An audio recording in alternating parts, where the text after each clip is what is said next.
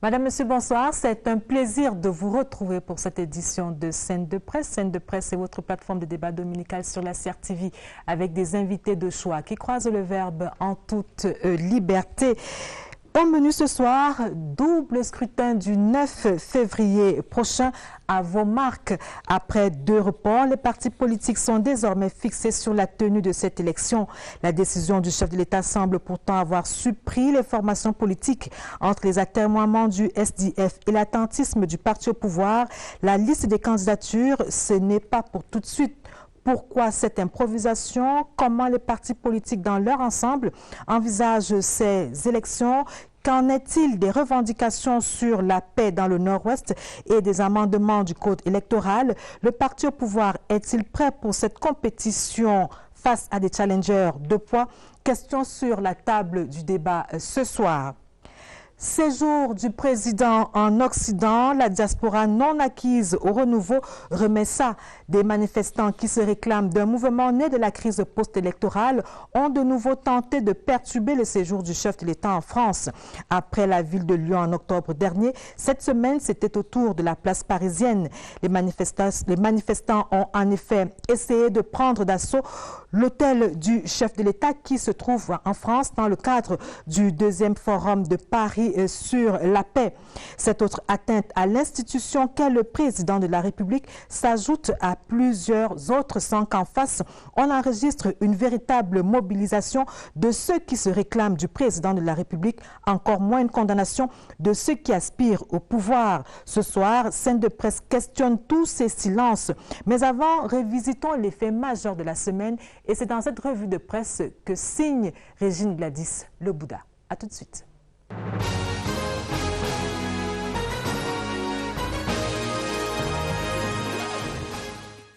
L'Afrique a un avocat de marque dans la presse cette semaine. L'hebdomadaire Repère a vu Paul Biya militer pour une Afrique plus présente dans les instances onusiennes.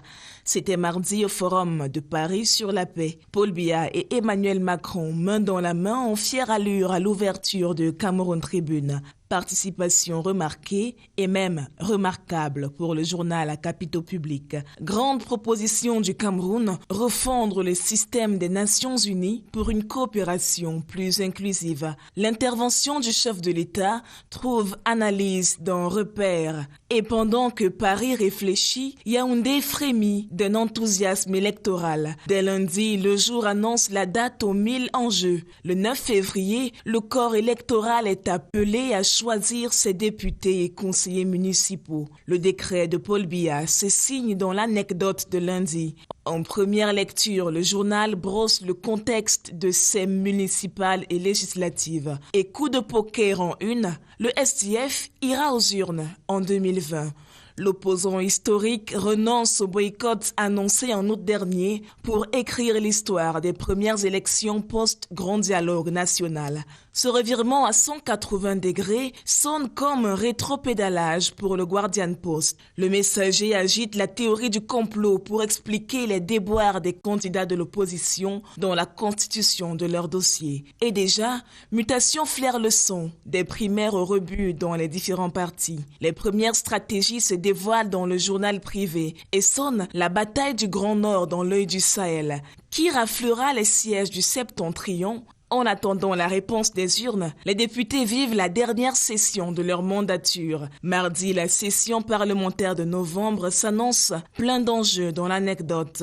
Et jeudi déjà, 4 textes s'empilaient sur les pupitres des députés et sénateurs. L'encre de la nouvelle expression s'arrête sur un projet de loi inédit. L'État veut punir la haine tribale d'1 à 2 ans de prison et de 300 000 à 3 millions de francs CFA. Si validé, la peine pour outrage à la tribu comptera double pour les leaders d'opinion. Le projet de loi sonne la fin de la récréation pour les tribalistes de tous bords, même ceux cachés sous le voile de la toile. Bon dimanche et à dimanche sur la scène.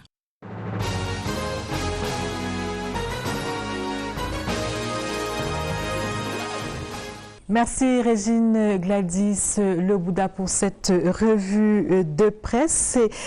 Sur le plateau, avec moi ce soir, Christophe Mienzok, qui est le directeur des organes de presse et d'édition du comité central du RDPC. Bonsoir et bienvenue sur le plateau. Bonsoir Lucrèce, directeur des organes de presse, de l'information et de la propagande du comité central du RDPC. Merci, nous avons bien noté. Et tout en face de vous, Jean-Robert Wafo, qui est membre du Shadow Cabinet en charge de l'information et des médias au sein du SDF et qui est par ailleurs maire adjoint à la commune de Douala-2e.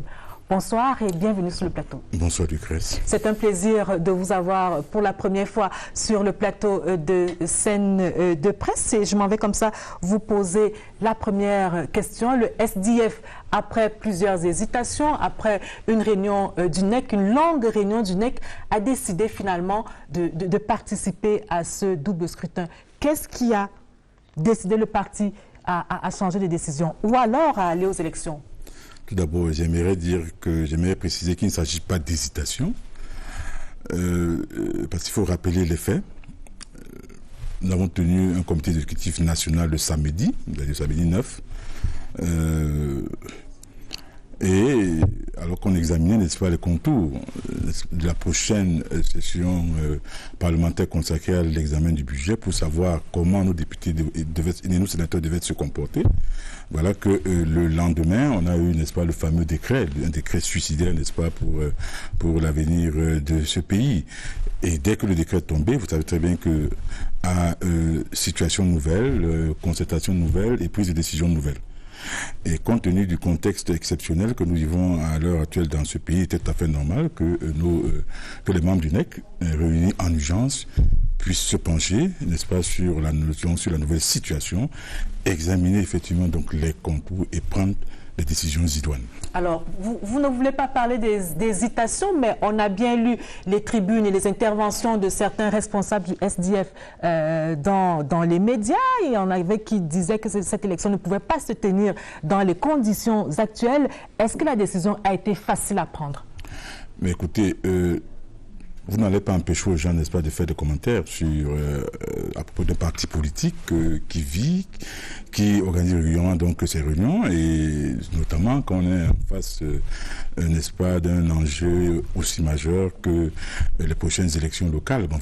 Le SDF a une méthode, un mode de fonctionnement qui est connu. Quand nous tenons un comité exécutif, n'est-ce pas, il est clair que à la fin de ce comité exécutif, ou alors quand nous réunissons en urgence, il est clair que à la fin, il y a une résolution qui est servie à la presse. On ne doit s'en tenir qu'à ça. Alors, donc, que les gens fassent des commentaires, vous n'allez pas me demander, n'est-ce pas... C'était des propos des responsables du SDF. Mais écoutez, ils sont libres, n'est-ce pas, d'apporter leur point de vue, mais nous fonctionnons de façon démocratique. Et quand une réunion d'urgence est convoquée, on statue, il y a des discussions. Et quand le point de vue qui est dégagé de façon majoritaire, bien évidemment, on le couche dans une résolution et qu'on rend public. Alors, Christophe Mienzok, avec plus de 900 élus, est-ce que le SDF aurait pu faire autrement? Est-ce qu'il aurait pu ne pas aller? Est-ce qu'il n'aurait pas pu ne pas aller à ces élections et courir le risque, on va le dire comme ça, de mourir? Je salue d'abord la présence de Jean-Robert Wafo sur le plateau, qui est très connu sur le plan médiatique et qui fait beaucoup pour son parti. Donc je suis heureux de débattre avec lui. Je ne voudrais vraiment pas beaucoup parler du SDF. Ils ont eu le temps d'apprécier les tenants, les aboutissants, de peser le pour et le contre, et à la fin, ils ont décidé d'aller aux élections. Si je pouvais me permettre juste une petite pique, je dirais simplement que le SDF et beaucoup d'autres, c'est pas seulement le SDF, nous ont habitués à ces valses hésitations. Vous avez parlé d'hésitation tout à l'heure. De la même manière que vous-même, vous nous avez adressé une pique en parlant d'attentisme. Nous ne sommes pas attentistes, nous sommes en train de préparer. Nous allons y revenir. Nous sommes en train de préparer l'élection. Donc, le SDF, un peu coutumier du fait, nous y allons, nous n'y allons pas, nous, on s'inscrit sur la liste, on ne s'inscrit pas et tout. Les Camerounais pourront apprécier ce petit poker menteur. C'est un poker menteur digne d'un parti politique. Bon, maintenant, est-ce que ça leur réussit? Est-ce que ça ne leur réussit pas? Moi, je constate que, et je me réjouis en tant que républicain, en tant que citoyen, de constater que finalement, cette élection sur laquelle planaient beaucoup de menaces, je constate que finalement, la plupart des grands partis politiques vont y aller. Ils vont y aller. Et c'est très bien pour nous parce que nous-mêmes, ça nous permet de garder, d'être vigilants.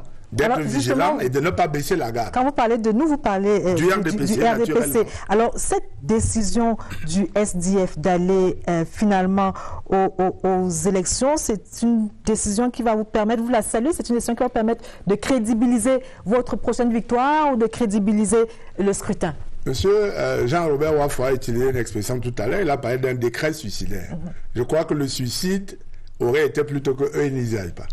Voilà. C'est eux qui se seraient suicidés s'ils n'étaient pas allés à l'élection. Il a dit décret suicidaire. Vous êtes de cet avis, monsieur Voilà, Wafo? donc c'est eux qui se seraient suicidés s'ils n'étaient pas allés. Suicidaire pour la nation.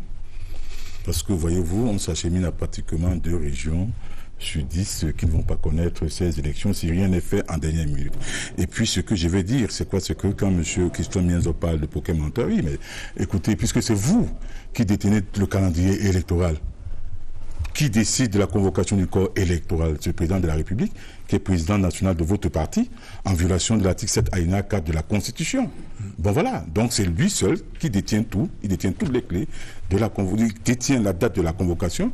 Pourtant, dans d'autres pays qui se respectent, dans des pays véritablement démocratiques, tout le monde sait à quel instant, à quel moment les élections, le corps électoral est donc convoqué. Donc, je comprends pourquoi vous vous réjouissez, mais ce ne sera pas pour longtemps parce que, bien évidemment, le déclin est constaté et puis il ne vous reste plus qu'à partir. Alors, je parle justement de cette prorogation. Je voudrais juste signaler qu'on en avait déjà eu 2, le 11 juillet 2018 et puis le 15 juillet 2019. Christophe Mienzo, vous aviez la parole et vous n'aviez pas encore répondu à ma question. Je voulais simplement dire que c'est quand même un peu contradictoire tout ça à quoi nous assistons. Le président de la République a pris l'engagement, je crois dans son discours et un peu avant, le discours de fin d'année, le 31 décembre, d'accélérer la décentralisation, de procéder à une accélération de la décentralisation. Et l'accélération de la décentralisation passe par la mise en place des régions. Absolument. Je me souviens très bien que le même SDF nous avait dit que on ne peut pas aller au régional avec les conseillers municipaux actuels. Il fallait donc par conséquent renouveler la légitimité des conseillers municipaux qui constituent, il faut le dire aux téléspectateurs de la CRTV, qui constituent l'essentiel du collège ou du corps électoral des régionales. Et le RDP seul en a 8685. Voilà, donc c'est l'occasion pour ceux qui veulent briguer, veulent contrôler les régions d'entrer dans les conseils municipaux s'ils veulent avoir effectivement les délégués départementaux. Il y en a 70. Effectivement. Donc, moi, je suis un peu... Maintenant, donc, que le corps électoral en vue du renouvellement des conseils municipaux qui demain vont élire les conseils régionaux, que ce corps électoral est convoqué, je ne comprends pas à nouveau ces hésitations. Mais ça, c'est libre aux partis politiques. Les arguments que Jean-Robert Wafo donne sur la situation sécuritaire dans le nord-ouest et le sud-ouest sont certes valables. Tout le monde va aller faire campagne là-bas dans ce même contexte. Tout le monde sera pratiquement logé à la même enseigne. Et il faudra que d'ici là, nous trouvions ensemble les moyens de faire en sorte que la campagne se déroule là-bas dans des conditions, on va dire, minimalement acceptables. Alors, la question que moi je vous ai posée, Christophe Mienzo, c'était celle de savoir si la décision du SDF fait vos affaires, en ce sens qu'elle va permettre certainement de crédibiliser cette élection et de dire à la communauté internationale vraiment nous sommes ce n'est pas la participation, j'ai compris. C'est la démocratie qui règne. Ce n'est pas la participation du SDF qui donne du crédit ou qui décrédibilise une élection. C'est quand même la première formation politique de ce pays. Certes, la formation politique de l'opposition. Derrière le RDPC, en termes d'élus, contrairement à ce que certains veulent faire croire, le poids électoral du SDF lui donne la deuxième place dans ce pays. Nous respectons cette place-là et pour nous, nous sommes tout à fait à l'aise d'avoir à croiser et le verbe et nos programmes avec les candidats du SDF sur le terrain le 9 février prochain. Maintenant, oui, ça va certainement, puisque la compétition sera beaucoup plus ouverte, il y aura beaucoup plus d'acteurs sur le terrain pour contrôler, il y aura une espèce d'équilibre de la terreur entre le RDPC, le SDF, le MRC, le parti, le PCRN, je ne sais pas, l'UPC, le MDR et tous les autres, l'UNDP. Donc pour nous, effectivement, la participation la plus large possible est le bienvenu. Pas pour nous, nécessairement, mais pour la vitalité et la crédibilité du processus électoral camerounais. Alors, Jean-Robert Wafo, le SDF avait quelques préalables. Il y avait la situation dans le nord-ouest et le sud-ouest, mais il y avait également, et c'est depuis longtemps, les amendements au code électoral. Qu'est-ce qu'il en est? Vous avez renoncé? Le SDF a renoncé? Non, nous n'avons pas renoncé du tout. Cette bataille continue. Nous savions d'emblée que cette bataille allait être difficile. Compte tenu de ce que nous avons en face, n'est-ce pas, le parti État, qui est en réalité un parti administratif. Nous connaissons bien leur comportement, ils sont autistes et condescendants, comme vous avez pu observer sur ce plateau, où M. Mienzok fait comprendre que non, la bataille est ouverte, ça va se jouer. Mais M. Mienzok, j'aimerais bien savoir, si vous avez vu les images circulant dans les réseaux sociaux de l'installation du sous-préfet de Ngouti, par le préfet, bien sûr, du couple Manengouba. Tout à fait. 5 personnes. L'absence à la de population. Oui. Absence de population. Oui. Alors, et vous estimez que la compétition sera donc ouverte? Monsieur Mienzok, est-ce que vous savez le taux de participation lors de la dernière présidentielle dans le nord-ouest? 5%. 5%. Dans le sud-ouest, 15%. Oui.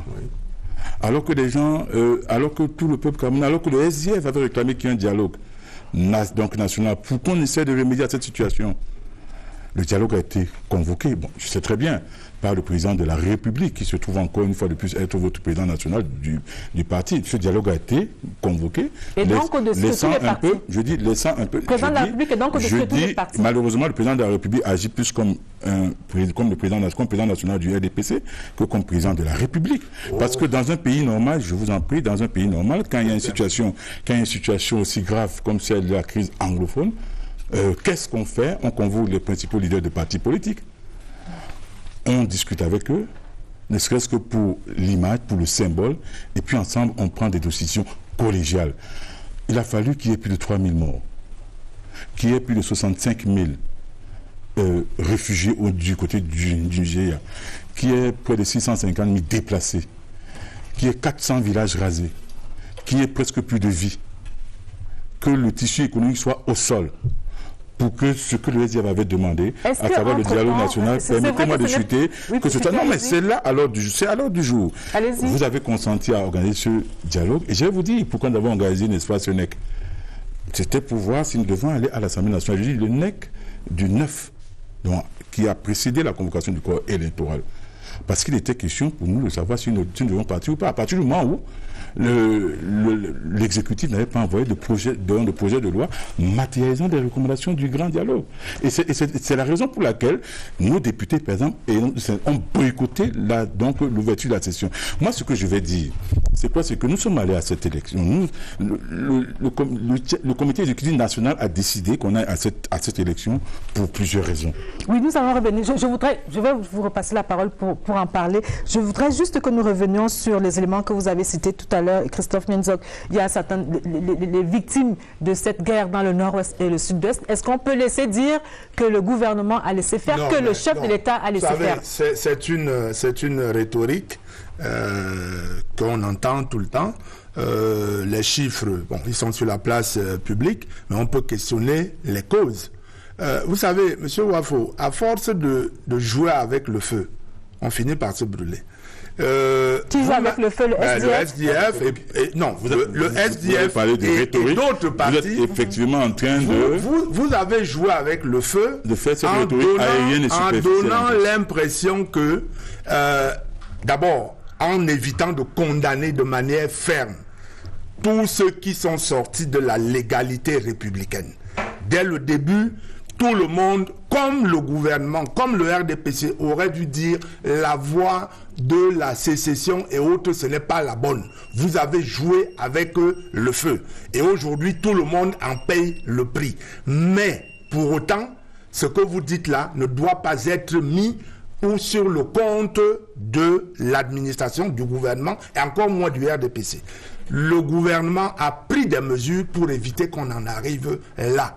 Et justement, c'est parce que vous ne vous êtes pas suffisamment impliqués, en espérant tirer les marrons du feu, comme on dit, en espérant tirer quelques dividendes politiques de la situation qui était née là-bas, qu'on en arrive là. Si tout le monde s'était dit non, le Cameroun est un et uni, et si nous voulons revoir la forme de l'État et autres, nous n'avons pas besoin pour cela d'en arriver aux armes.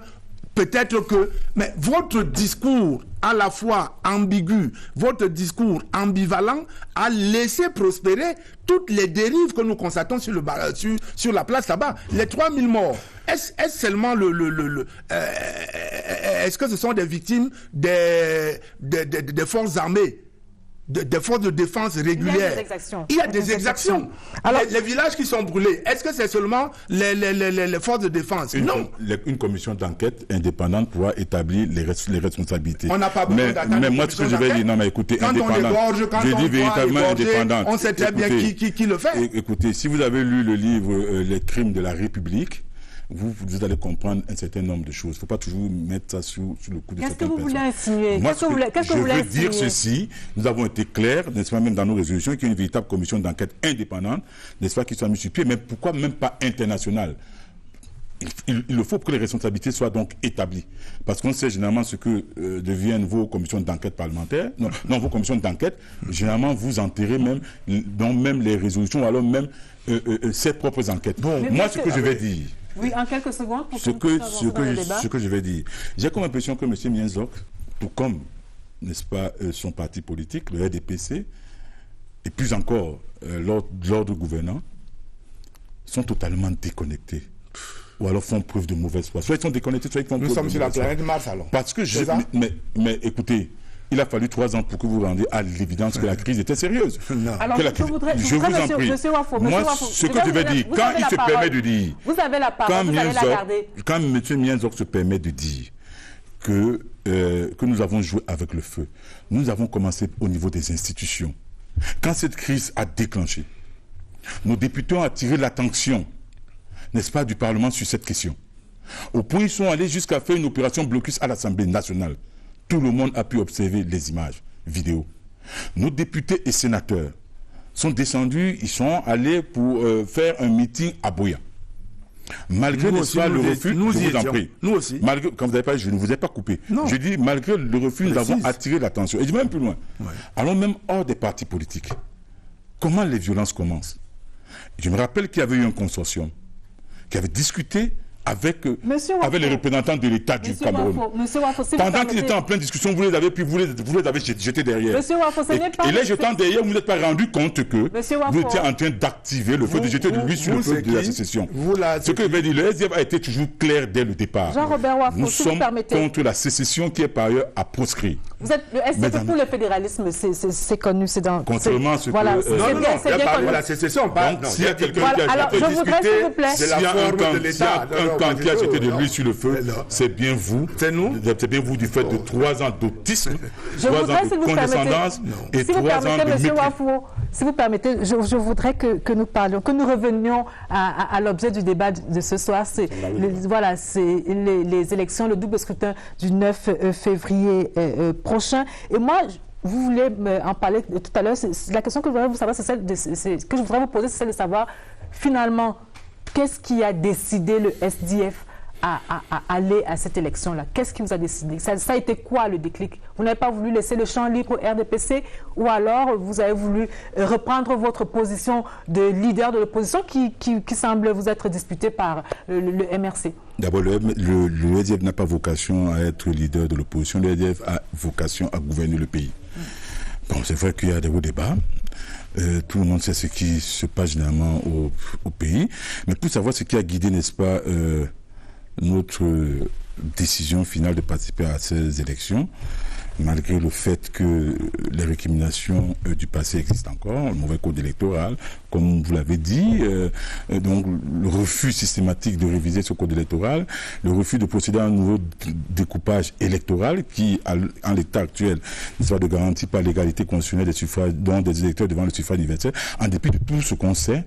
C'est quoi? C'est que, d'abord, première chose, nous militants ont décidé, lors d'un congrès, c'était un congrès de 99, que nous n'allons plus boycotter les élections. C'était lors du congrès. Donc, première chose. Donc, il fallait qu'on convoque un nouveau congrès pour, n'est-ce pas, lever ce verrou. Et compte tenu des circonstances exceptionnelles, parce que le président de la République a donc, n'est-ce pas, convoqué le corps électoral et les délais étant très courts, matériellement, ce n'était pas possible. Ça, c'est la première chose. La deuxième chose, nous sommes un parti qui se projette régulièrement vers l'avenir. Parce que, voyez-vous, notre opposition a dérangé le RDPC. Je vais vous dire pourquoi.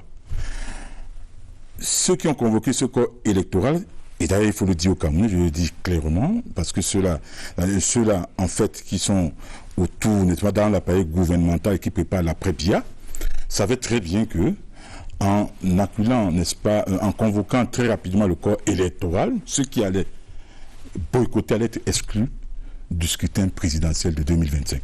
Il le savait très bien. Pourquoi Je vous en prie, laissez-moi. Il y a eu 2 prorogations et le chef de l'État a convoqué ce corps électoral dans les délais prescrits par la loi. Pourquoi vous donnez l'impression qu'il y a eu une précipitation, une improvisation? Lucrèce, permettez-moi donc de parler. C'est vrai qu'il y a eu 2 prorogations, mais il y a des dispositions, par exemple l'article 15 alinéa 4 de la Constitution qui pourrait encore accorder un levier au chef de l'État pour repousser ces élections, tout comme pour ce qui concerne l'élection des députés, la prorogation n'est pas limitée. Et également, il y a cette disposition de la loi portant code électoral, l'article 170. Est-ce que je peux parler? Mais je vais venir, j'en viens. Laissez-moi finir de parler. C'est que nous n'allons pas y passer la nuit, Jean-Robert Wafo. Non, c'est vrai que je dérange Mienzok, mais je ne savais pas, monsieur Mienzok, mais je ne savais pas que moi je vous dérangeais. Donc je suis en train de dire ceci. Je dis donc tout simplement ceci. Le président de la République avait ces 2 leviers. Et l'article 15 alinéa 4 de la Constitution pour proroger le mandat des députés, l'article 170 alinéa 2, n'est-ce pas, de la loi portant code électoral pour repousser encore d'1 mois et demi. Il a refusé, n'est-ce pas, d'activer ces 2 leviers et il a convoqué dans le corps électoral. Il avait déjà fait. Et si nous avions refusé, si nous avions décidé de boycotter les futures élections, les conséquences auraient été désastreuses pour notre parti. Pour notre parti, oui. Vous savez très bien que de par la loi, pour être candidat à une élection présidentielle, vous disposez d'au moins 1 élu. Or, nous avons des sénateurs et leur mandat s'achève en 2023. Parce qu'ils ont 5 ans. Alors, les élections présidentielles, c'est 2025. Ça veut tout simplement dire que si nous n'avons pas de conseillers municipaux, encore moins de députés, nous ne pourrons pas présenter un candidat à l'élection présidentielle. Ça, c'est d'un. De 2. Il faut que les Camerounais, donc, le sachent. C'est quoi? C'est que nous savons très bien que le RDPC a voulu nous tendre une embuscade, et l'embuscade même d'ailleurs là. Mais toujours est-il que nous savons où ils vont. Nous savons quelles sont leurs stratégies. Pourquoi? Nous nous sommes battus pour qu'il y ait pour qu'il y ait un dialogue politique national inclusif. Ce dialogue politique national inclusif a accouché des recommandations. Entre autres recommandations. Des propositions. Appelez ça comme vous voulez. On appelle ça les recommandations du grand dialogue. C'est ce qui a été couché. Ça, c'est clair. Et M. Mienzor ne saurait démentir. On fait des recommandations et on envoie à qui de droit? Les gens se sont pas mis là 4 jours pour rien, d'aller que juste pour faire des propositions. Je suis désolé. Pour faire des propositions. Alors, parmi ces recommandations, il y avait par exemple le statut spécial qui avait été arrêté au niveau de la commission de décentralisation et développement local. Si nous refusons d'aller à cette élection et que le temps entre le dépôt des listes et la future élection qui aura lieu dans le 9 février, si entre-temps, les projets de loi consacrant ce statut spécial sont envoyés au Parlement, d'abord il faudrait bien que nos députés en discutent. Et de deux, si nous ne partons pas, puisque ceux qui vont gérer donc ce statut spécial, c'est les conseils régionaux et c'est les conseils municipaux. Nous, pour quelque chose dont nous sommes battus, c'est vrai que nous voulons dans le fédéralisme, qui est mieux que le statut spécial, mais comme on dit souvent, mieux vaut 1 que 0. Nous, pour ce que nous nous sommes battus, nous ne sommes pas en mesure d'implémenter ou alors de contrôler. Donc, il fallait à tout prix, donc, il fallait à tout prix, non, c'est pas ça, il fallait à tout prix que nous soyons là, qu'on ne leur laisse pas le champ libre, parce que nous savons très bien qu'ils ont accepté ce statut spécial. Par que faire, ils n'ont jamais voulu accepter cela. La pression était forte et je vais plus loin. Nous avons déposé les listes. Oui, vous allez parler dedans. Nous avons déposé les listes. Les listes électorales. C'est clair que bien avant l'impression des bulletins, comme la loi l'indique, nous pouvons retirer, n'est-ce pas, nous pouvons faire marche en arrière par rapport à notre participation. Parce que la loi indique qu'il faudrait signaler ça avant l'impression des bulletins de vote. En le disant, vous allez déconstruire tous les développements que vous venez de faire. Si nous constatons que rien n'a changé dans le Nord-Ouest et le Sud-Ouest, parce que le président de la République peut organiser des élections partielles dans ces deux régions, de par des pouvoirs qu'il dispose, de pouvoirs présidentialistes qu'il le dispose. Alors si vous maintenez... Et si nous n'allons pas aux élections, alors vous maintenez une sorte d'épée de Damoclès sur la tête de l'État, c'est-à-dire que vous faites ce que nous vous demandons ou alors nous ne participons pas aux élections. En même temps, vous dites qu'il était important nous avons déposé les listes comme le code électoral le prévoit. Si nous ne déposons pas les listes et que les élections sont repoussées dans le Nord-Ouest et le Sud-Ouest, vous savez très bien.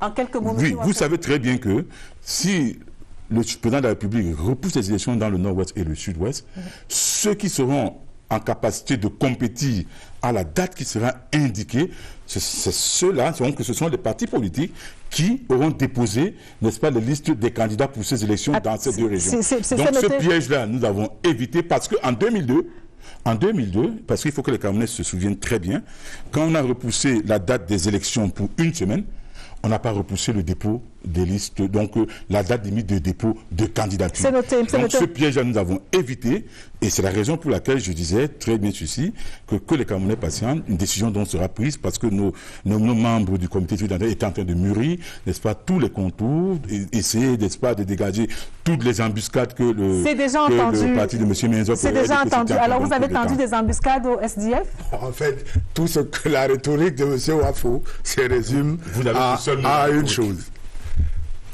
Parce que vous êtes en panne d'argument. Le SDF a évité le suicide. 2. Le SDF, et c'est à leur avantage, à leur crédit, est un parti réaliste. M. Wafo veut emprunter à un autre parti qui verse beaucoup dans le juridisme et tout, mais ça ne vous réussit pas. Ça ne vous a jamais réussi, donc il faut laisser le créneau là à ceux qui veulent s'inscrire dans le juridisme et tout ça. Restez dans le réalisme politique qui a toujours caractérisé le SDF. Si vous ne vous étiez pas présenté, c'était la mort du SDF. Et il vient de le dire. Disons-le clairement. Ça dit qu'il n'y a pas besoin de phraséologie, de petites phrases et tout. Non.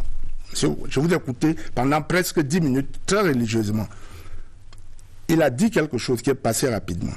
La loi. Tout le monde, les partis politiques que vous voyez, ont les yeux. L'agenda, c'est 2025. Et peut-être même avant. Vous comprenez? Puisque la mère des élections, c'est l'élection présidentielle. Et la loi dit que un parti ne peut pas présenter un candidat à l'élection présidentielle s'il n'a pas d'élu. Donc, tout ce qu'on peut vous raconter, c'est de la démagogie. Et le parti qui ne se présente pas... C'est ce que je viens de dire. Mais, bien sûr. Donc vous êtes démagogue. Le parti qui ne se présente pas, je rappelle, que les gens comprennent bien, tout le reste, c'est de l'habillage que vous faites. C'est de l'habillage. Sauf que M. Wafo a bien dit c'est ça la condescendance. C'est comme ça que vous vous comportez. Sauf que Jean-Robert Wafo a bien dit que sur le chemin de ce double scrutin-là, il peut arriver que le SDF s'arrête. Mais il dit qu'il n'y a aucune embuscade. Nous, on n'a pas d'embuscade. Nous, tout le monde est régi par les lois de la République. Le RDPC n'a jamais été un adepte du boycott. Jamais nous n'avons dit que nous ne prendrons pas à une élection. Donc, c'est normal, vous êtes au pouvoir. Nous nous préparons et pour les élections qui sont convoquées le 9 février 2020, nous allons, avec les dispositions du code électoral, tout faire pour conserver, voire améliorer nos résultats actuels. De votre code électoral. Alors, non, vous parlez du code électoral. Vous avez ce code électoral a été à l'Assemblée nationale, voté, amendé, alors que vous aviez des élus à l'Assemblée nationale. Qui avaient voté contre ce code électoral. Monsieur, ils font du cinéma. Là encore, vous appelez quoi cinéma? Ils font du cinéma. C'est ça la condescendance. Condescendance de quoi? Mais c'est ça qui nous a conduit à 3 ans de ruine dans Monsieur Jean-Robert. Vous êtes à Yaoundé, vous êtes tranquille, monsieur, il n'y a pas de problème. Non. 3 ans on a crié, vous savez, c'est rien. Non. Allez-y. Être à Yaoundé ne veut pas dire que vous ne savez pas ce qui se passe à Batibo. Être à Yaoundé ne veut pas dire... Non, ne veut pas dire que vous ne savez pas ce qui se passe à Koumbo, mon cher ami. Donc ça, ce n'est pas là le débat. Je dis que nous sommes en train de parler des élections. Nous allons y participer. Le SDF, après avoir fait peser le pour et le contre, a décidé d'y aller. Et je dis que le SDF ne le fait pas pour les beaux yeux de quelqu'un. Le SDF le fait pour son intérêt. C'est tout. Je voudrais que nous parlions un peu du RDPC. Qu'est-ce qui est envisagé dans votre parti politique au regard du passé, des blessures, des frustrations du passé? Vous envisagez quoi? Des investitures? Des primaires? Vous savez, même vous les médias, vous reprenez des choses, des débats sans entrer dans le fond. Dans le fond. Il n'y a pas de blessures de ces je ne parle pas des blessures. Là. Je parle des mots que vous avez, des concepts que vous avez utilisés. Il faut savoir que dans tout parti, que ce soit le SDF ou le RDPC et les autres, dans la législation actuelle du Cameroun, le choix des candidats s'achève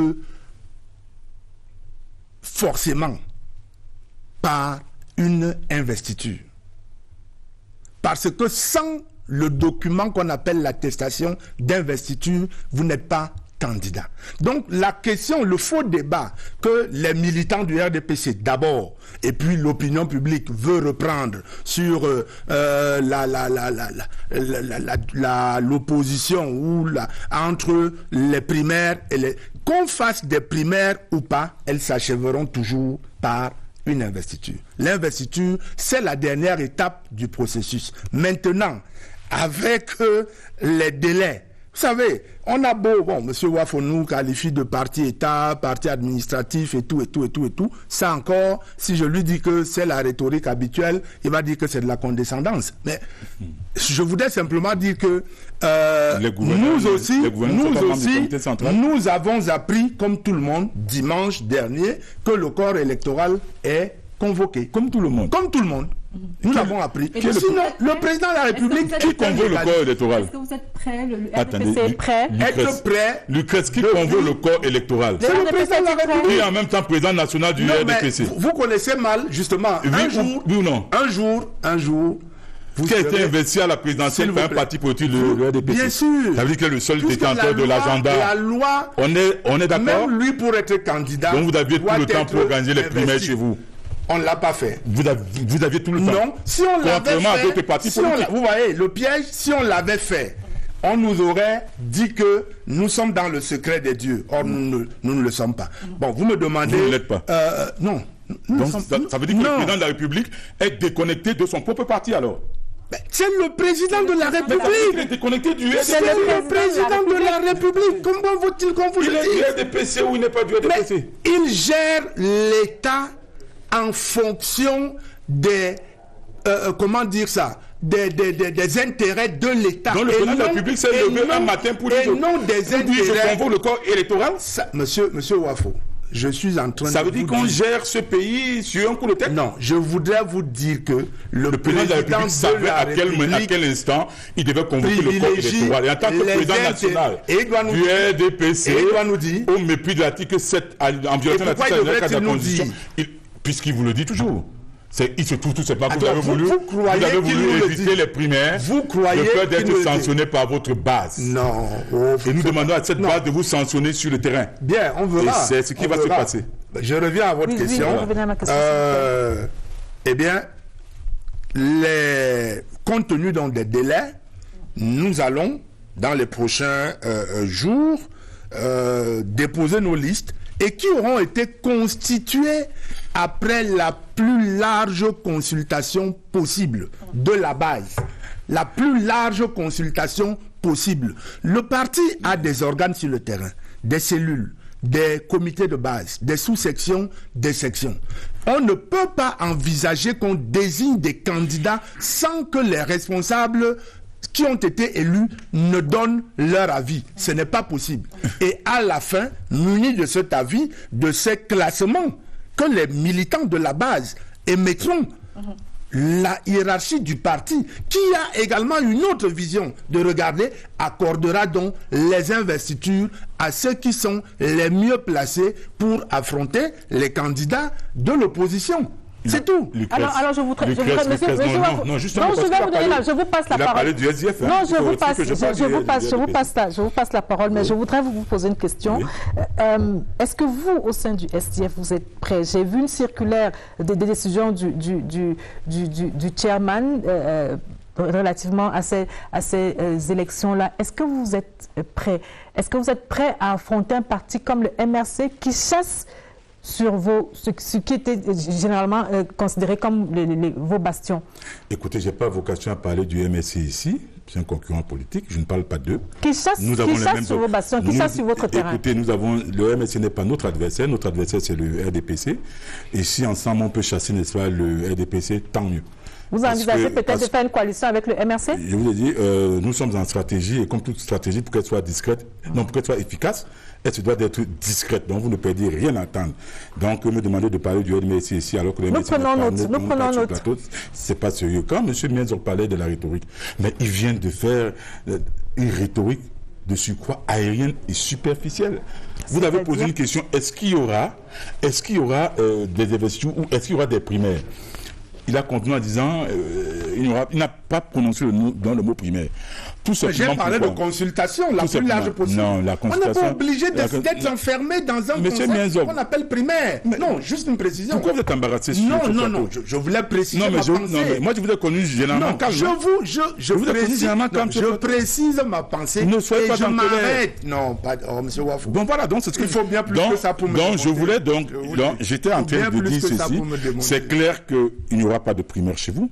Pourtant le calendrier. Non, mais chez nous ne sommes pas maîtres du calendrier. C'est vous qui avez confisqué le calendrier électoral. Donc vous aviez tout le temps. Oui. Vous prétendez. Mais écoutez, sauf à quoi que le président de la République n'est pas président national. Vous savez comment ça s'appelle? Pourtant, c'est le cas. Monsieur Wafo, comment les candidats du SDF vont-ils être désignés? C'est-à-dire que vous émettez un postulat. Mais en français, ça veut dire quoi?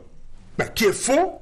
Et vous voulez, dès lors que les prémices de votre raisonnement sont fausses, tout le reste sera faux. Pour que tous vos militants comprennent, y aura-t-il des primaires chez vous? Je dis que nous allons faire vous avez dit non, et nous demandons à ces consultations possibles. Nous demandons à ces militants du RDP qui ont été lésés. Bien, on verra donc à cause de cette émission Comprador, de tirer les conséquences et de voter pour ceux qui sont la campagne n'est pas encore lancée. Vous n'avez pas lancé la campagne du SDF sur le ils sont avec tous les citoyens camerounais. Commencez, bien sûr. Mais je dis donc vraiment. Donc, intéressez par la chose politique. Bien sûr. Eh bien, lancez vos mots d'ordre aux militants du RDPC, qu'ils sanctionnent, là encore, tout ce que vous avez utilisé comme. Et on verra. Mais nous, vous comprenez, quelle que soit la méthode, les blessures, c'est dans nos rangs. Les frustrations, c'est dans nos rangs. Heureusement en parler. Une fois que nous aurons choisi les candidats, le parti va se mettre en ordre de bataille. Non pas à l'intérieur, mais bon, si vous avez la possibilité d'avoir des candidats partout, mais vous nous trouverez sur votre chemin. C'est entendu, quelle arrogance. Alors je voudrais... Quelle arrogance vis-à-vis de je voudrais... Les nôtres? Oui, vous défendez tellement les intérêts de nos militants. C'est les citoyens camerounais. Je vous dis que nos militants connaissent nos textes mieux que vous. Il vous surprendra. Robert Wafo, la question que moi je voudrais parler, on a parlé de la désignation des candidats au sein du RDPC. Moi, je voudrais savoir comment ça va se passer au sein du SDF. Qui va désigner les candidats? Comment est-ce que ça va se passer? Non, mais au SDF, nous avons, dans le communiqué du chairman Nijon Fundi, il y a une coordination nationale qui a été désignée. Il y a l'honorable Joshua aussi, le secrétaire général du parti, Tsumelou, le maire Koumassi John. Il y a également, n'est-ce pas, les responsables qui vont coordonner les différentes régions. C'est contenu dans le communiqué. Et tous ces responsables des régions vont travailler en coordination avec les exécutifs, donc avec les exécutifs régionaux. Donc il est clair que compte tenu de cette circonstance exceptionnelle, d'ailleurs, qu'est-ce qu'ils vont faire? Je dis bien sûr. Vous ferez des primaires. Concrètement, ça veut dire que quoi? Parce que le mot semble être mais écoutez, il n'y aura pas de primaires chez nous parce que nous ne détenons pas le calendrier électoral. Qu'est-ce qui va se passer? Il se passe que c'est contenu dans que tous les militants fassent leur dossier de candidature et qu'ils acheminent ça au niveau des structures, parce que c'est une circonstance exceptionnelle. Et qu'est-ce qui va se passer après? Ces dossiers seront acheminés, n'est-ce pas? Nous tenons régulièrement nos réunions, nous savons qui peut faire quoi, et compte tenu. Surtout, non, la question c'est de savoir ce qui va se passer après. Je vous en prie, mais il y aura des investitures, nous avons une commission nationale d'investiture. Et donc vous rejoignez le RDPC? Nous ne rejoignons pas. C'est des circonstances exceptionnelles. Il faut que ce soit clair. Tous les autres partis politiques. Circonstances exceptionnelles ou pas, vous ferez exactement comme le RDPC. Pas exactement. Nous ne le faisons pas. Nous ne faisons pas ça exactement parce que, voyez-vous, nous avons été contraints de le faire, mais le RDPC qui détenait dans le calendrier électoral a évité de faire des primaires. Je sais que c'est vous. Que ceux qui sont investis. Non, je sais que c'est vous qui posez des questions. Impopulaires à la base. Quelqu'un peut-il être candidat au SDF sans l'attestation d'investiture? Non, mais c'est le cheminement normal. Ah ben, voilà. Donc, mais sauf que vous, je ne sais pas pourquoi vous pensez que au niveau du RDPC, la base va décider et le sommet du parti n'a rien à faire. Non, le RDPC, à la différence du RDPC du CRES, c'est que le RDPC qui détenait le calendrier électoral a imposé le calendrier dans d'autres partis politiques. Le calendrier électoral est l'affaire de l'État. C'est l'affaire du gouvernement. Le RDPC n'est pas un parti État. Le RDPC se soumet au calendrier tel qu'il a été rendu public dimanche dernier par celui qui a le jour que le président de la République va démissionner de la présidence nationale du RDPC, ce discours tiendra, mais pour le moment ce n'est pas le cas. C'est clair, le RDPC c'est un parti État. C'est la réalité. Acceptez ou n'acceptez pas, je vous dis que c'est ce le calendrier électoral. C'est cette confiscation qui a empêché qu'il y ait des primaires. Et malgré cette confiscation, vous serez quand même partant. Nous allons marquer une pause dans cette édition de scène de presse. Nous allons donc marquer une pause dans cette édition de scène de presse. On le disait à l'entame de cette émission, le chef de l'État était en France où il prenait part au 2e forum de Paris sur la paix. Nous allons revisiter un peu les grands moments de ce séjour du chef de l'État en France et c'est un zooming que nous propose Joseph Clément Omba, envoyé spécial de la CRTV en France.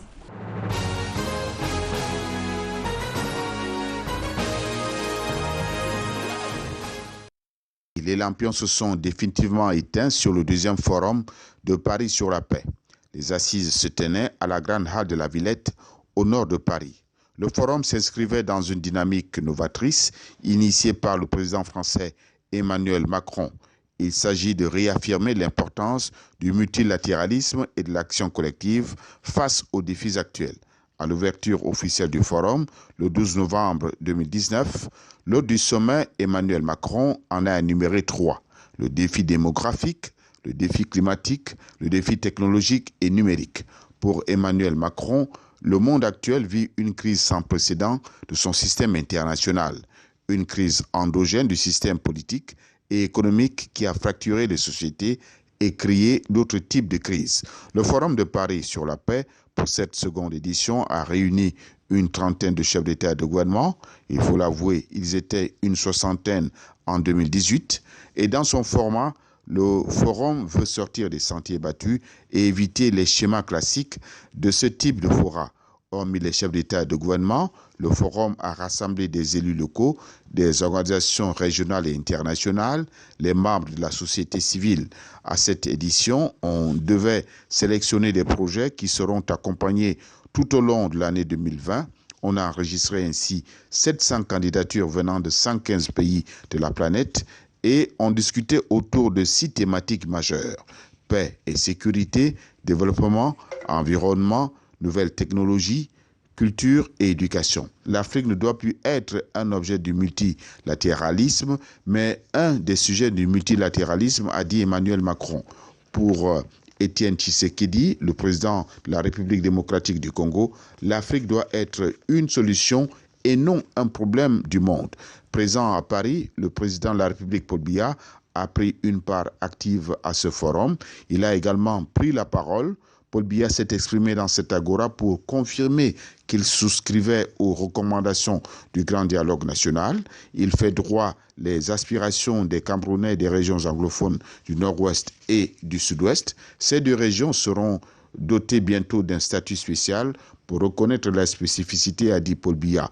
Statut spécial à l'intérieur de la nation camerounaise. Paul Biya confirme également le maintien de la common law pour le système judiciaire et le maintien du sous-système éducatif anglophone. Sur l'incident provoqué par quelques activistes camerounais devant la résidence du couple présidentiel, ces tentatives de perturbation ont été très rapidement étouffées par la police française et les éléments de la sécurité présidentielle qui veillaient au grain. Le séjour du chef de l'État s'est poursuivi sereinement. Le président Biya a été reçu par son homologue français à l'Élysée pour un dîner. L'accolade chaleureuse entre les 2 hommes sur le tapis rouge à l'entrée de l'Élysée témoignait de l'estime réciproque que se vouent Paul Biya et Emmanuel Macron. Le séjour du président Biya a permis au Cameroun donc de faire entendre sa voix dans le concert des nations, version 2e forum de Paris sur la paix.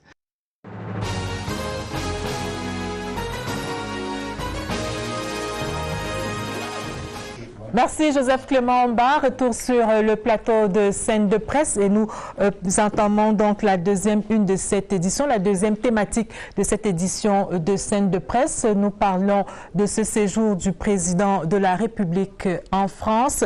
Joseph Clément Mba en a un peu parlé. Il a parlé de ces attaques barbares dont le chef de l'État a été victime en France. C'était cette semaine, c'était à Paris, mais avant, il y a eu d'autres attaques à Lyon. Alors, sur le plateau, avec moi, Alex Gustave Azebazé, qui est journaliste qui nous a rejoint sur ce plateau. Bonsoir et bienvenue. Bonsoir Lucrèce, bonsoir à vos téléspectateurs. Alors, vous allez donc échanger avec nous sur cette thématique. Comment appréciez-vous les agressions dont le chef de l'État est victime depuis quelque temps dans certaines métropoles occidentales? Je ne sais pas si je vais utiliser le même terme que vous, agression dont le chef de l'État est victime dans certaines métropoles. Non, il me semble qu'il y a un ensemble de personnes qui se considèrent comme étant des contestataires de l'ordre gouvernant, qui est incarné par le président de la République, et qui organisent un ensemble de manifestations lors des séjours à l'étranger du chef de l'État. Est-ce que, intrinsèquement, c'est une mauvaise chose de protester ou de manifester? Vous connaissez mon point de vue. Les téléspectateurs, peut-être pas. C'est pas une mauvaise chose. Mais est-ce que la forme qu'ils empruntent aujourd'hui est la meilleure qui soit pour exprimer les réserves qu'ils auraient sur la manière dont cet élu-là, ce dirigeant politique, le principal dirigeant politique... Le président de la République. Oui, le principal dirigeant de la République du Cameroun, qui se trouve être le président selon la Constitution. J'ai quelques réserves.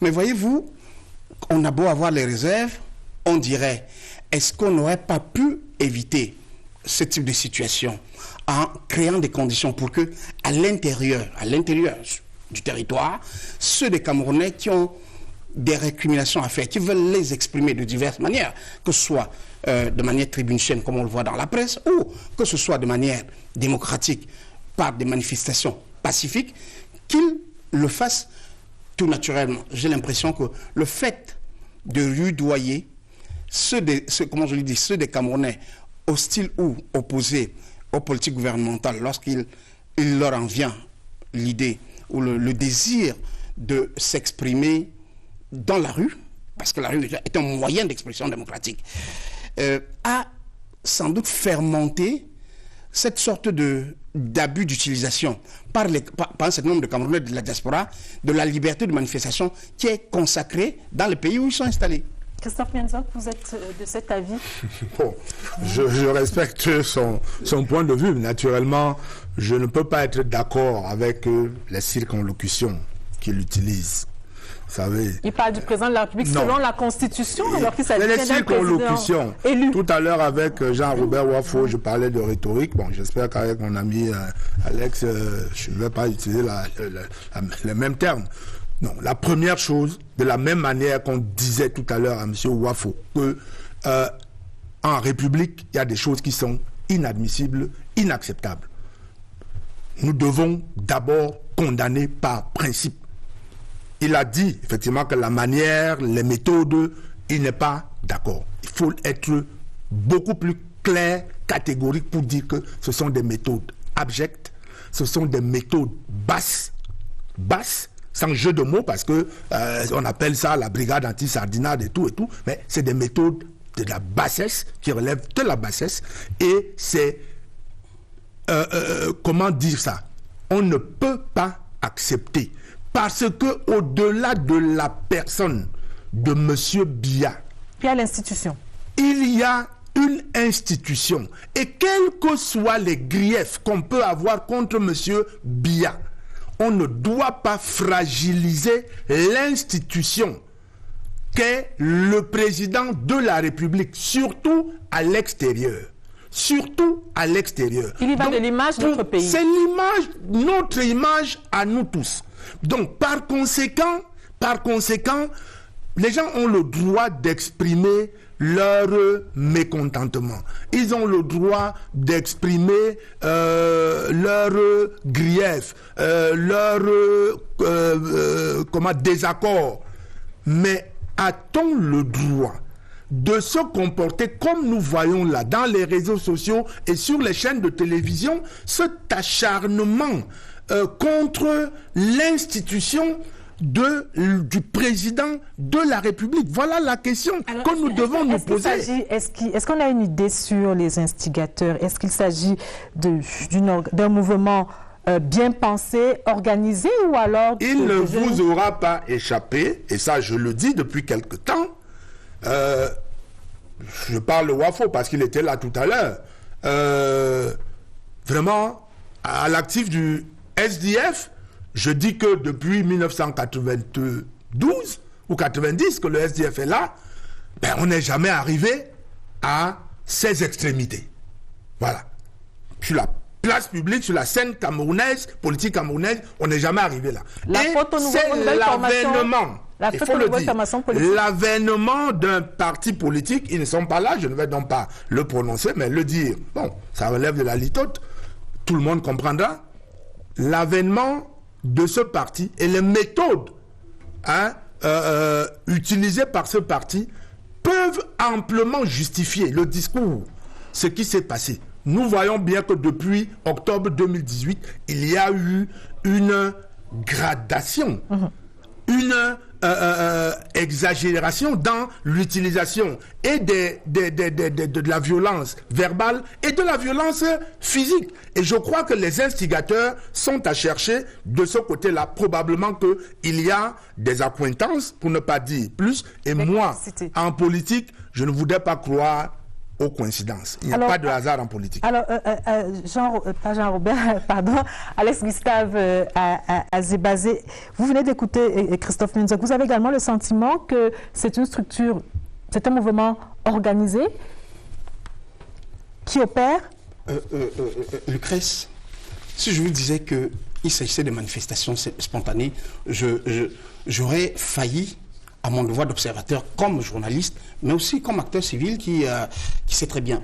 Voyez-vous, moi, j'ai essayé d'analyser la structure historique, culturelle certains diront sociologique, mais j'aime pas ces mots-là, des mouvements de contestation de l'ordre gouvernement. J'insiste à utiliser l'ordre gouvernement qui est symbolisé par le président de la République. C'est dommage que ce soit le président de la République, mais il se trouve que c'est un ordre gouvernement que... Voyez-vous, le moment qui s'est appelé, vous avez prononcé le thème tout à l'heure, la brigade anti-Sardina, qui comment je l'ai dit, qui a été révélé sous cette bannière-là au lendemain de l'élection présidentielle, est idéologiquement structuré autour d'un ensemble de jeunes gens. À l'époque, ils étaient des jeunes gens qui, dans les années 90-91, ont été exclus des universités camerounaises. À l'époque, nous étions étudiants. Christophe était parti de l'Esti quelques années avant, mais nous étions étudiants. Donc ces garçons-là, et femmes-là, ces jeunes filles et femmes de cette époque-là, ont le sentiment d'avoir été injustement exclus de la vie sociale, civile et aujourd'hui politique de leur pays. Est-ce que leur donne le droit de s'attaquer à une institution comme ça? Je me donne souvent la peine d'analyser les phénomènes. Les institutions qui ont la charge de juger, elles existent et on les connaît. Moi, j'ai entendu Christophe dire, moi, je ne vais pas jouer l'avocat de quelques formations politiques ou de quelques organisations légales ou républicaines opérant dans ce pays que ce soit. Mais je veux vous faire noter que le mouvement pour la renaissance du Cameroun, parce que c'est de ça que vous parlez, bien sûr, existe depuis 2012, a participé à sa première élection de manière tout à fait démocratique en 2013, en septembre 2013, à l'Assemblée nationale. Et le municipal et le double scrutin. Sa troisième élection, c'était la présidentielle de 2018. Mais si vous avez bonne mémoire, la première manifestation contre le président de la République devant un hôtel, en France, devant l'hôtel Meurice, coïncidence, je ne sais pas trop, c'était avant les élections présidentielles de 2018, et parmi même les plus en vue. J'en viens. Non, vous allez continuer, sauf qu'il y a eu une gradation depuis les élections d'octobre 2018. On a eu le 26 janvier l'attaque des ambassades à Berlin et à Paris. En début février, c'était à Washington, Londres et Paris encore. Le 25 juin, il y a eu l'hôtel intercontinental en Suisse. En octobre dernier, c'était Lyon et puis Lyon en France, et puis la semaine dernière, c'était Paris en France. Il y a quand même une gradation seulement sur, même pas sur un an, on est là sur quelques mois. Mais c'est un constat qui ne souffre d'aucune difficulté à l'admettre. C'est-à-dire que les mouvements hostiles à l'ordre gouvernement sont plus actifs aujourd'hui à l'étranger qu'il n'y a 5 ans ou 10 ans. Moi, Christophe a dit qu'il n'y a pas de coïncidence en politique. Oui, j'observe. Vous pouvez considérer qu'il y a derrière une organisation politique qui souffre. Qui inspire. Qui souffre ou qui inspire. Personnellement, je ne prête pas autant à cette organisation politique. Par contre, je sais qu'il y a une envie de tous les exclus du système.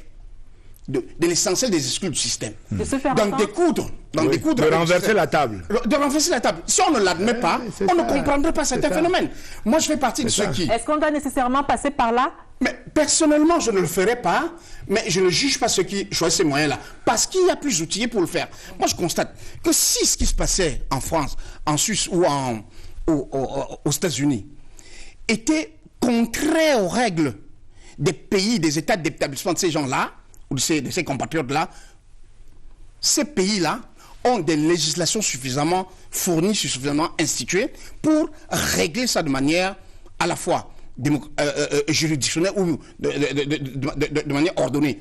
S'ils ne l'ont pas fait jusqu'ici ou s'ils l'ont fait sous certaines formes, prêtons-leur la capacité d'analyser et interrogeons-nous sur comment en vient-il qu'à l'intérieur, j'insiste là-dessus, parce que j'ai eu un débat autour de ce plateau il y a quelques mois ou quelques semaines, où je disais, trouvons un moyen d'organiser systématiquement le consensus sur les pratiques politiques systémiques pour que personne n'ait l'impression qu'il y a un clan ou il y a un groupe qui ne domine pas de manière démocratique et juste, mais domine par la force. Or, on a l'impression aujourd'hui que c'est noté. Ce n'est pas le parti au pouvoir, et c'est pour ça que je suis parfaitement à l'aise à discuter avec Christophe. Mais j'ai l'impression, moi, en tant que journaliste, mais acteur civil, que notre administration ne se met pas suffisamment dans son rôle d'arbitre du jeu de manière impartiale. C'est entendu, mais je voudrais que nous abordions un autre aspect, c'est le silence des politiques. On n'entend pas beaucoup la classe politique s'insurger contre ces attaques, qu'il s'agisse du RDPC, qui a certes fait des manifestations à un moment donné, mais de manière pérenne. On ne voit pas beaucoup le RDPC, qui pourtant se réclame d'un certain nombre de démembrements à travers le monde, et notamment en France. Tout à fait. Alors, où est passé le RDPC lorsque le président... Cela peut ressembler à une faiblesse, notre part, puisque nous sommes représentés là-bas. On peut avoir l'impression que nos militants sont quelque peu timorés, peut-être pas trop légalistes, puisque nous proclamons que nous sommes un parti légaliste. Peut-être que nos militants ne parviennent pas à hurler avec les loups. Il faut dire les choses telles qu'elles sont. Peut-être donc que cette nouvelle donne va nous amener à réajuster, à revoir nos stratégies. Mais analyse pour analyse, je voudrais simplement dire très rapidement que, en fait, depuis 1992, il y a une volonté, ou les années de braise, 90, 91, 92, il y a une volonté, et c'est ce qui peut justifier le silence, de prendre des raccourcis. Voilà. Donc, ça a été la conférence nationale souveraine, les villes mortes, etc., pour renverser la table, comme je disais. Et ceux qui aspirent, justement... par des voies contournées, ce qu'on ne parvient pas à réussir à travers les urnes. Voilà, ceux qui aspirent à atteindre le pouvoir pensent donc pouvoir tirer les marrons du feu. Ouais, j'utilise exactement les mêmes termes qu'avec M. Wafo. Donc là, les partis politiques restent silencieux, se disent, eh bien, ce front extérieur qui est ouvert, puisque à l'intérieur, nous n'y parvenons pas, eh bien, pourquoi pas, le salut pourrait venir de l'extérieur. Ça peut baliser le chemin vers la et donc, ils regardent ça sans trop condamner, en se disant que ceux qui n'ont pas réussi à obtenir ici à l'intérieur, les mouvements qui sont à l'extérieur et qui manifestent et tout, parfois même avec... je ne sais pas si je dois parler de complicité, mais avec la passivité des dirigeants de ces pays-là, parce qu'on ne peut pas comprendre qu'un chef d'État qui est invité officiellement à une manifestation, qu'il y ait des manifestants qui arrivent jusqu'à son hôtel, etc. On ne peut pas ou alors le que comprendre. les ambassades se soient on ne attaquées. peut pas le comprendre. Donc, en tant que militant du RDPC, moi, je me pose minimalement ces questions-là et je donne raison à Alex parce que ce qu'il dit fait la distinction entre le parti et la technostructure. Et le jour où les dirigeants de l'opposition comprendront que même le RDPC se bat contre la technostructure, qu'elle soit administrative, qu'elle soit, eh bien, il y aura un début de consensus dans ce pays. Alors, Alex, Gustave, vous également, vous pensez que vous expliquez ce silence-là? Comment vous comprenez ce silence des partis politiques? Moi, je pense qu'il y a une gêne de part et d'autre. Tout à l'heure, Christophe a réussi à contourner la réponse à la question que toi, Lucrèce, tu lui as posée très clairement. Pourquoi même le RDPC ne condamne pas? Je pense que le RDPC... Non, le RDPC condamne. Non, pourquoi ne riposte peut-être pas. Pourquoi les... Voilà, riposter. Moi, je vais répondre à sa place.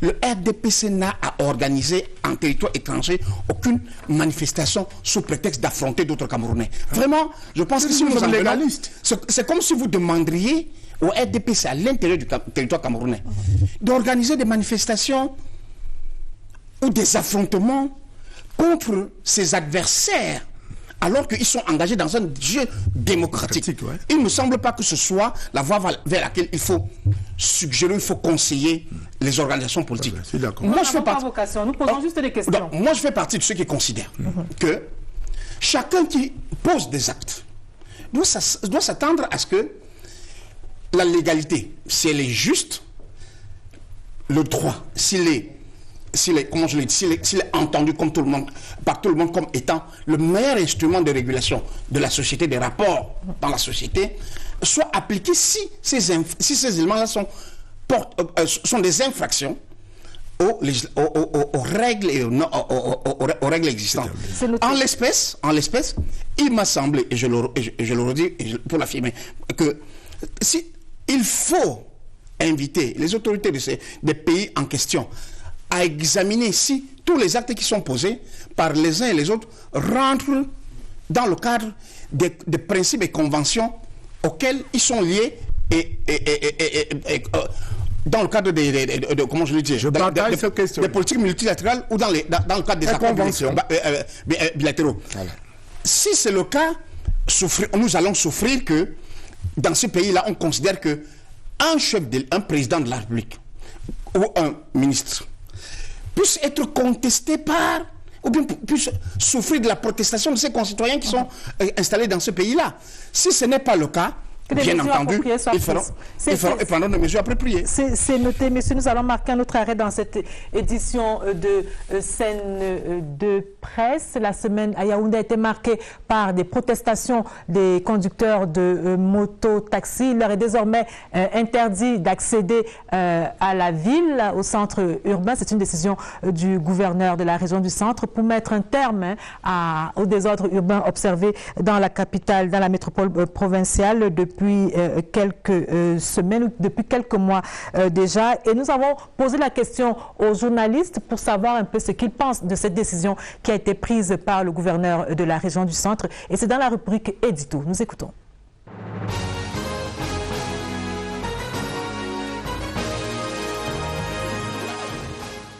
Je pense qu'il faut canaliser. Il faut que la loi soit la loi. Il faut éviter la tolérance administrative, parce que ce n'est pas la première fois que nous voyons de telles mesures dans certaines parties du pays et que ces mesures, après un certain temps, ne soient pas respectées. Quand ce n'est pas respecté, le quotidien devient la loi. Je ne connais pas de grande ville dans le monde où le transport est assuré par des mototaxis. Mais simplement, cette activité-là n'est pas tombée du ciel. Elle s'est installée, elle s'est développée, on l'a vu venir et on n'a rien fait. Et je peux dire, comme journaliste, qu'on l'a même encouragé de manière électoraliste. Il ne faut pas que la ville devienne un quotidien du désordre ou un marché. Il faut bien circonscrire parce qu'il faut aussi tenir compte de nos réalités. Nous n'avons pas des espaces précis pour des motos, nous n'avons pas des endroits précis pour les vélos comme ça se passe par exemple en Occident. Donc il faut canaliser. Prendre une mesure comme ça à but du jour au lendemain, alors qu'on sait très bien qu'il y a des familles qui se nourrissent à travers ces mototaxis-là, me semble quand même quelque chose d'assez brutal et sans justifier ou sans soutenir les résistances qu'on a vues, on peut les comprendre. Les décideurs doivent prendre l'habitude d'amener les usagers et d'amener leurs concitoyens à prendre une mesure, à partager une mesure en leur montrant le bien fondé et en discutant avec eux pour chercher des solutions palliatives à un problème social qui est né sous le regard de tout le monde, qui a grandi, encouragé par certaines personnes avec hypocrisie. Est-ce que c'est tous les mototaximens qui sont même identifiés dans une ville comme Yaoundé? Vous connaissez la réponse. La réponse est non. Les services sont importants pour le quotidien des Camerounais, mais il faudra que ça soit contrôlé. Si ce n'est pas contrôlé, il devient des réseaux pour le grand banditisme, pour les kidnappings, ainsi de suite. Donc, je pense que Yaoundé doit servir comme exemple. On n'a pas une grande société de transport urbain. on n'a pas le tramway, les taxis sont comme ils sont, il y a des embouteillages partout. Et donc ces mototaxis-là trouvent donc un marché très très important, puisqu'il y a beaucoup de Camerounais qui les prennent. Et c'est pour cela que je réitère, je pense qu'il faut réglementer l'activité, mais en passant par des étapes de concertation.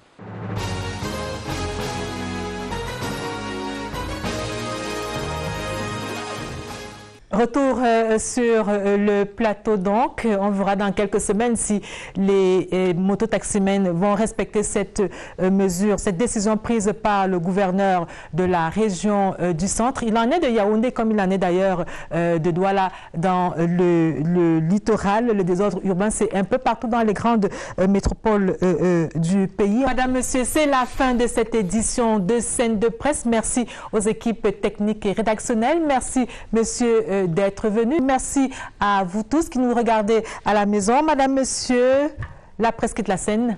Merci, bonsoir.